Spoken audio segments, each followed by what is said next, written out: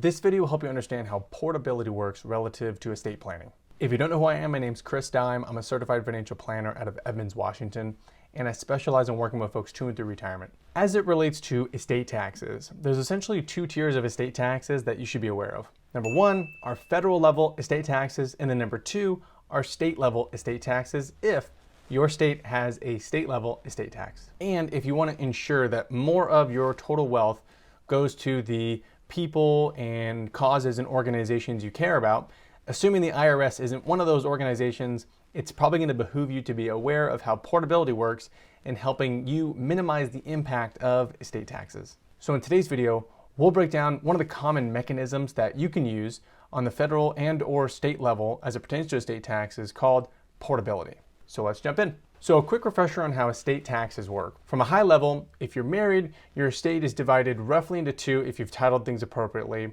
whereby on the death of the first spouse is allowed to transfer all their assets to the surviving spouse, and therefore the first spouse will not owe any sort of estate taxes upon their death. In addition to that, on the federal level, there's a federal estate tax exemption of $12.9 million for 2023. In 2026, we're projecting that level to be closer to about $7 million per person. But either way, as it stands right now, you're allowed to take your individual exemption and also pass that along to your spouse by way of what's called portability, so that when the second spouse passes away eventually, they are allowed to combine their individual exemption plus your individual exemption and reduce their estate by that much to help them minimize the impact of federal estate taxes. On the state level, this works roughly the same way, assuming your state has a portable individual exemption. Not all states offer a portable individual exemption. States like Washington, for example, or Oregon don't have a portable individual state estate tax exemption. What does that mean? Well, it still is the case that upon the death of the first spouse on the federal and state level can transfer all their assets to the surviving spouse by way of the unlimited marital deduction.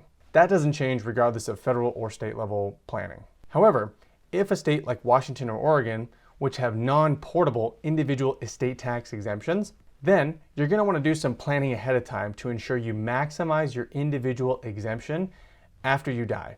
Because for these states where the individual exemption is non-portable, it's use it or lose it. The surviving spouse can't combine the two exemptions together.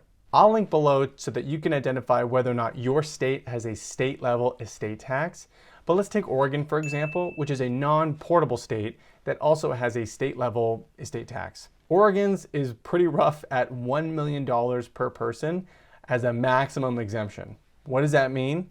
Well, upon the death of the first spouse, of course, they're allowed to transfer all their assets over to the second spouse. But when the second spouse dies, if their total net worth is above $1 million, any assets above the $1 million individual exemption for the surviving spouse will be taxed at somewhere between 10 to 12%.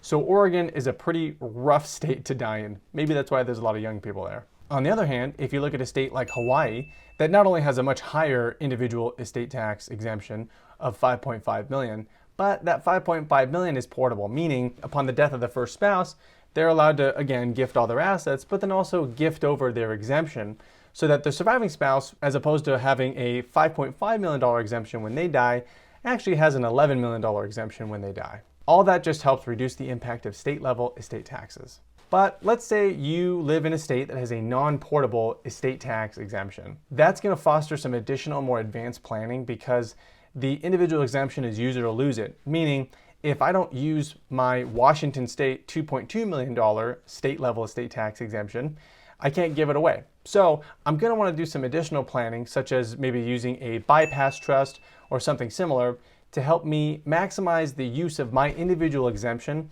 even though I'm already dead. There's other strategies out there, such as decreasing the total estate by way of gifting and other strategies that we're not going to get into in today's video. However, if your state has a non-portable individual estate tax exemption, you're going to want to plan ahead of time and find a way to use that individual exemption before your estate is totally closed and you've given everything to your spouse. As you can probably imagine, failing to plan ahead of time of a non-portable state level exemption will drastically increase how much the family as a whole is going to be subject to state level estate taxes. Now, if these numbers seem a little bit out of reach for you today, whether it's the federal level today at 12.9 million per person, or the projected federal levels at 2026 of 7 million per person, the state level individual exemptions are oftentimes way less. And both federal and state level exemptions are subject to change all the time. None of it's gospel. For example, on the federal level before 2002, the estate tax exemption was like 700,000, which again, that might also seem like a high number to you, but you'd be surprised when you run a net worth projection, assuming you have positive cash flow as a family and you're not spending at parity with what you make, you can quickly accumulate to $700,000 during your lifetime.